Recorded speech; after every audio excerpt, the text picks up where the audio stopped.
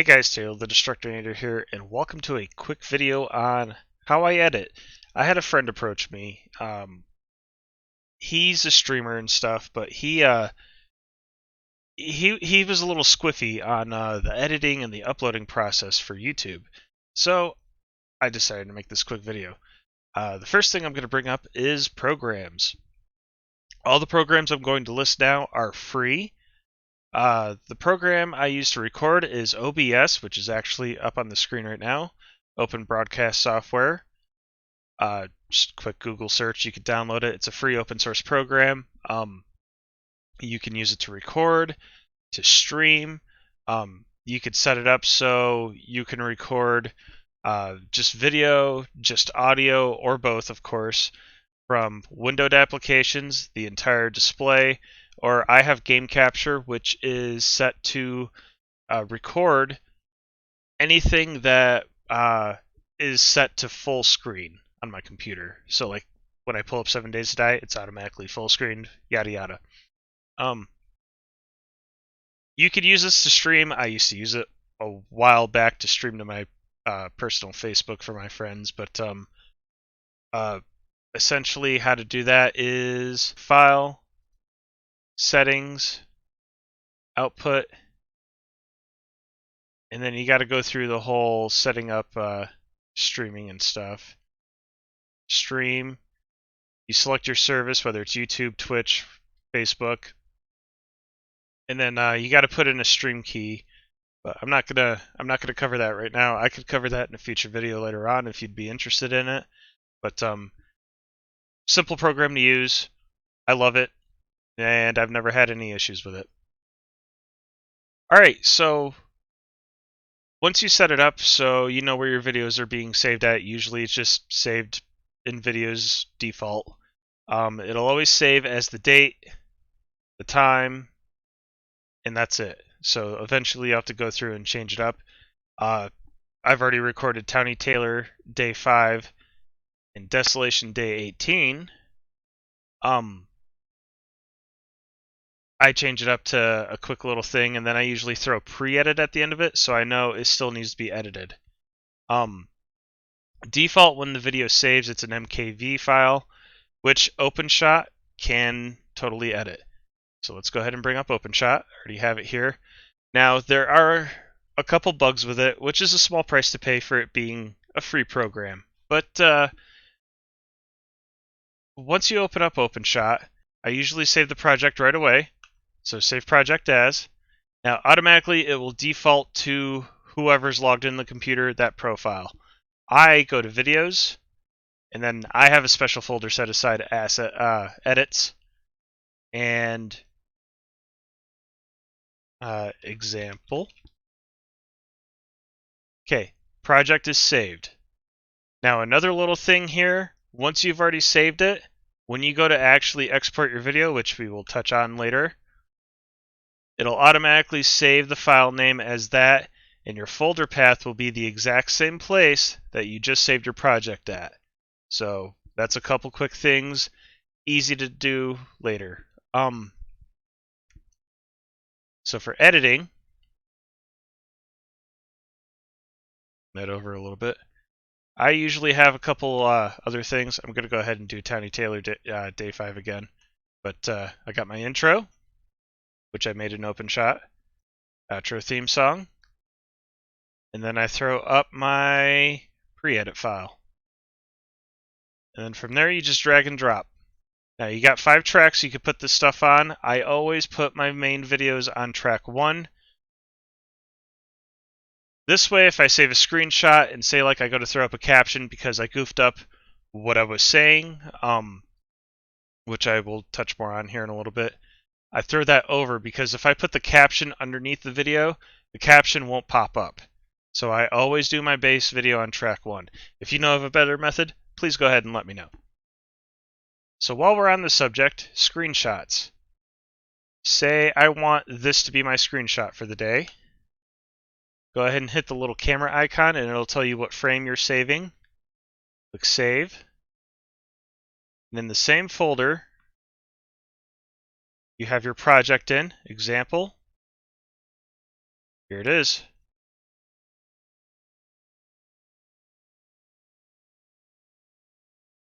Now the default settings on OpenShot, I believe it's a 1080 p video. Yeah, 1920 by 1080. And that's going to be the size of the picture that saves when you save the frames. And say I want to put a caption in because, we all know me, I goof up my words all the time. So this is where GIMP comes in handy.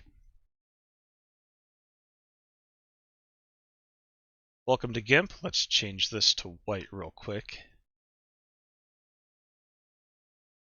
Okay, so this is my screenshot. Now if I were to put the text on this, whatever, and from here I can pick where it would best show up. If I save this as is now, you're going to see the entire screenshot. So if I'm moving on camera, you won't see it. You'll only see the screenshot. If I get rid of the frame, over here in the layers, there's this little eyeball. Only the words will be there. Export this. Hang on, I might have went a little too quick. File. Export as. I usually save an extra one. This way I don't accidentally save over the old picture in case I goof up and I need to go back and start over. Whatever. Export. Export. I've never messed with any of those settings before. Close GIMP. There's whatever. Or whatever in here. I'm going to go ahead and turn the volume off on the video because I'm only here to show you this stuff.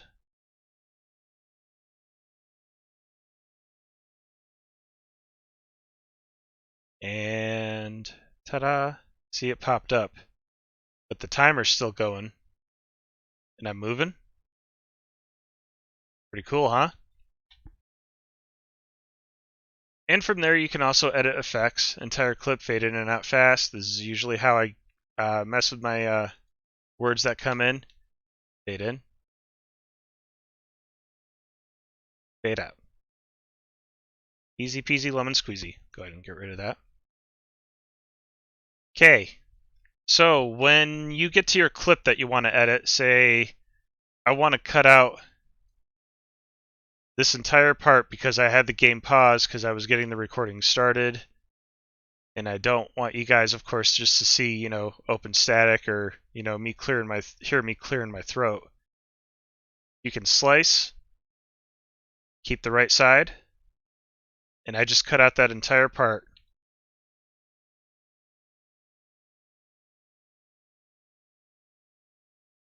And then from there I can drag and drop, so there isn't dead space here. It goes straight from the intro to the video. Now with that, you could do a lot. Slice, keep both sides. This way I can keep both sides of the thing.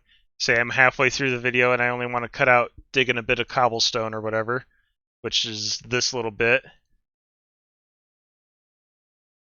Keep right side, boom. So just like the same thing when going from my intro to the video, cut that entire thing.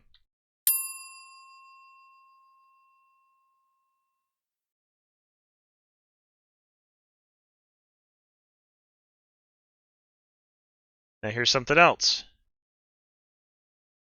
Keep both sides. You can also screw with the time. Just mess with the settings a little bit. Fast forward ×2. You'll see me go from walking normal to going really fast.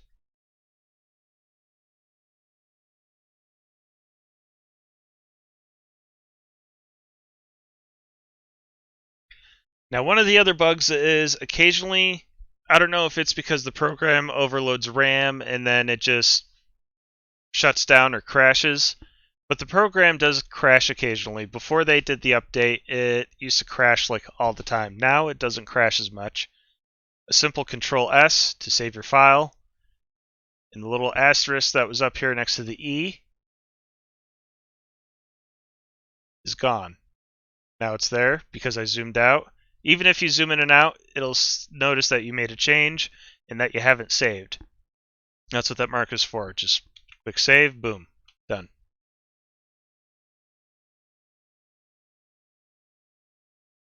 Alright, now say you've gone through and you've edited your entire video. Let's go ahead and get rid of that. So let's see. We'll go to where I pulled up the menu.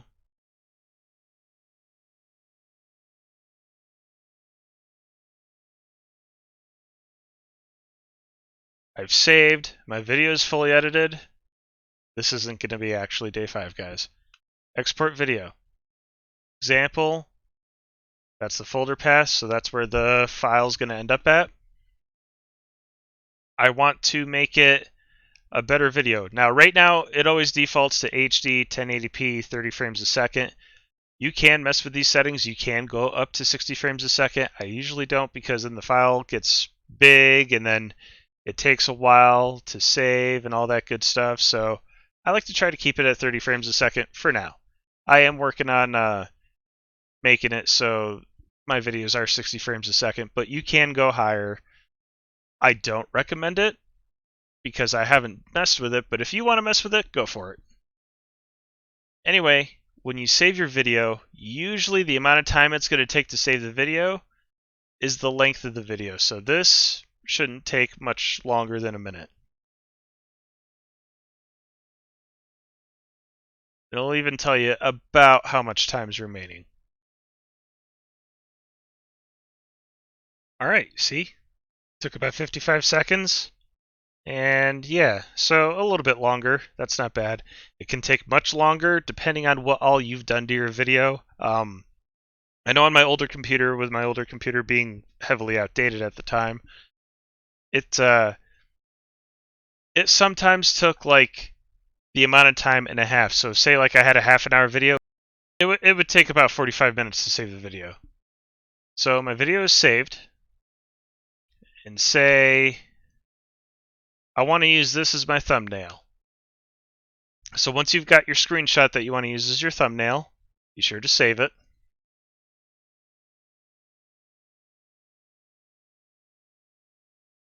And now I'm going to use this as a for instance.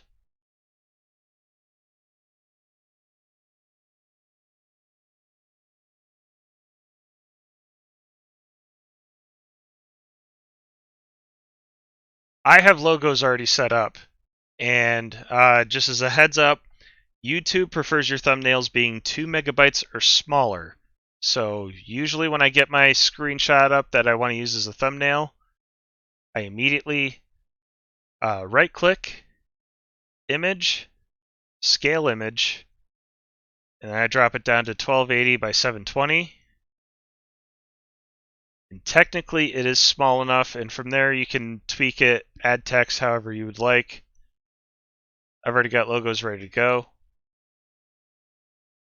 Then example. And from there you can tweak how everything's going to be. File, export as, example, thumbnail.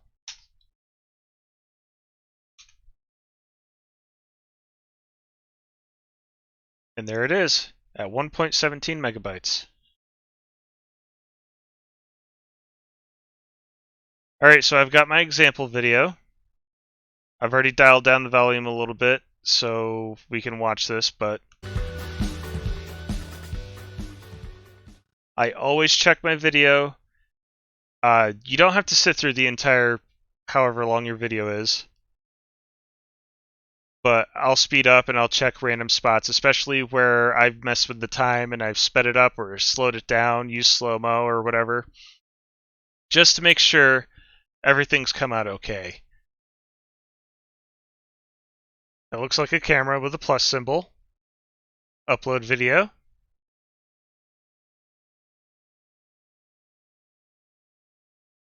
Drag and drop your video. And bam, from there you can edit the title.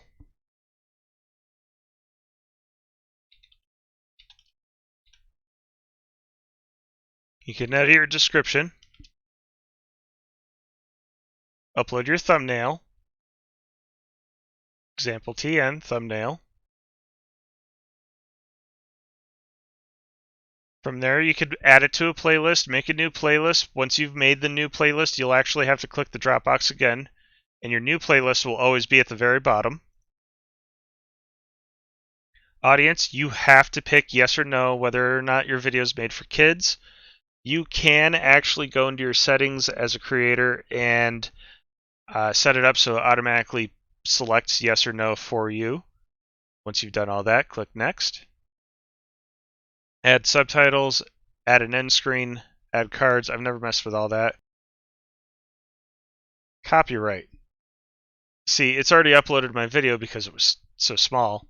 And they went through and checked. There's no copyright issues. You got to be careful using music and other copyrighted content, because if you are trying to make it so you make money by getting views and stuff, if you're monetized, you will get demonetized if for whatever reason your video gets hit with a copyright mark. Save or publish. If I go public right now, everyone can view this video right away since it's uploaded. The moment it's uploaded and YouTube processes the standard definition, yes, there's two, people are able to watch it right away. Unlisted means as long as anyone has the link, they can go to the video. Private, it's only for you, and if you share your link, you can choose for people to watch your video or not. I personally go to schedule, and then from there it automatically goes public. I like to schedule my videos out about a day ahead at least, and that's because this way it has time to process through high definition so people can watch it at 1080p and not all the way down at 360p, low grade, blocky looking, needs more pixels, that kind of crap. Just for the sake of this video, I'm going to go ahead and mark private.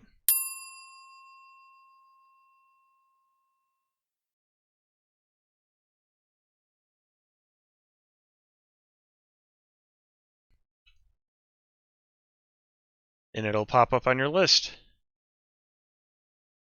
Now see, I have Tiny Taylor Day 4 scheduled for tomorrow. Yep, tomorrow. So that's why it's up there at the top, because it will actually come up a day after the current video that I just uploaded. Go ahead and delete the video. Alright, now, while we were on the subject of copyright and monetization, here's a little tip. If you want music, I usually find my music here in the audio library. This is all the different music I've already downloaded, half of it, and yes, I've only used half of it so far in my videos. Maybe you guys will recognize this one. Let's go Riffs for Days.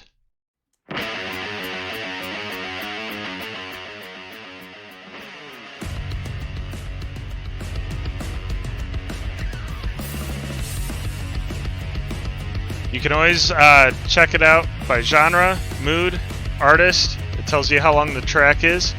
License type. This is a very big one, guys. Free music. License type. I hold my mouse over it, and it'll actually tell me there's no attribution required for this song. So if I wanted to use this song, Smoke Jacket Blues, in any of my videos, I could just go ahead and do it, and I don't have to give you credit to the artist or anything. However, that is a personal thing I like to do. You might notice up in the upper left-hand corner of my videos, I put in quotes the title of the song and who it's by. That's just so if you guys want to look it up, you guys can look it up without having to go look under my description and check and see what song it was, yada yada. Something important. Attribution required. In order for me to use this music, I have to actually give attribution information in my video description. You're free to use it, including videos you monetize, but you have to give credit to the artist, which is understandable. I don't blame them for wanting credit. But I usually go with the free music. Now, I will put a link in the description below leading to TechnoAxe's music page. TechnoAxe has royalty-free music. TechnoAxe makes all this music, and he has a crap ton of music. Like the Creative Commons license, though, he requests that you actually give him credit, and that's all. So once you give him credit, you're free to use his music. And trust me, he's got a lot. I used to use this stuff when I did silent playthroughs of video games, but I haven't used it in a while. I've actually been thinking about perusing it for my own channel. Alright guys, and that is how I record, edit, and upload in a nutshell. I'm gonna try to trim some of it down so it's not quite 24 minutes long.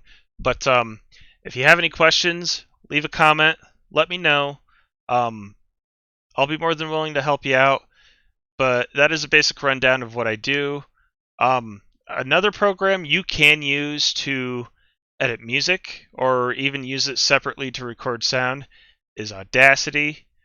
Audacity is not a bad program. I like to use it to when I download the YouTube music for creators.